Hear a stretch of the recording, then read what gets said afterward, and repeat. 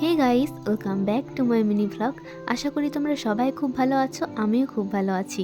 আজকে হচ্ছে আবারও চলে গেছি আমি আর টিঙ্কু বাজার। বেশ একটা আশা হয় না, কিন্তু আজকে এলাম অনেক দিন পরে।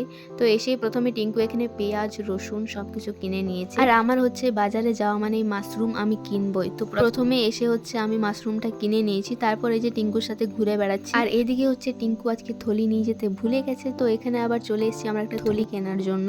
আর দাদুকে বলছিল যে আমাদেরকে গোলাপ ফুলওয়ালা থলি দেবে, আমরা এরকম থলি নেব না, তার জন্য ওই ফুলওয়ালা থলি এখানে টিঙ্কু কিনে নিয়েছে। আর এরপর হচ্ছে আমরা আবার বাজারের ভিতর দিকে ঢুকছি, কেন কি অনেক কিছু সবজি কিনতে হবে। আর এই যে শীতকাল মানে হচ্ছে ফুলকপি, বাঁধাকপি, শিম, বলবো মূলো, সবকিছু। তো এই যে ওগুলো আমরা দেখে দেখে যাচ্ছিলাম।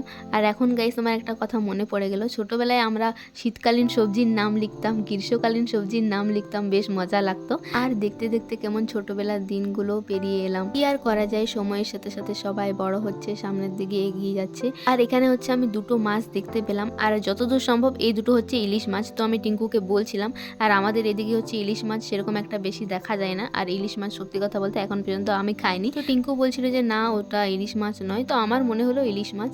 আর যাই হোক, তারপর এখানে একটা আমড়া গাছ ছিল গাইস, আর এই পুরো গাছটাতে এই দুটো মাত্র আমড়া হয়েছে। তো এই দুটোই আমি দেখলাম, বেশ ভালো লাগলো।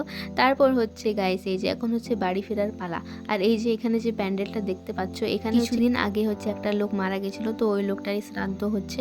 তো আমি ভাবছি যে সময় কিভাবে বয়ে যায়, মানে কিছুদিন আগে দেখলাম যে ওখানে মারা গেছে লোকটা, আর আজকে দেখো শ্রাদ্ধ, মানে এত তাড়াতাড়ি সময় বয়ে যাচ্ছে, কিছু বলার নেই। তো যাই হোক, মিনি ব্লগটা আমি আজকে এখানেই শেষ করছি। দেখা হবে নতুন আরেকটা মিনি ব্লগে। তো চলো, বাই।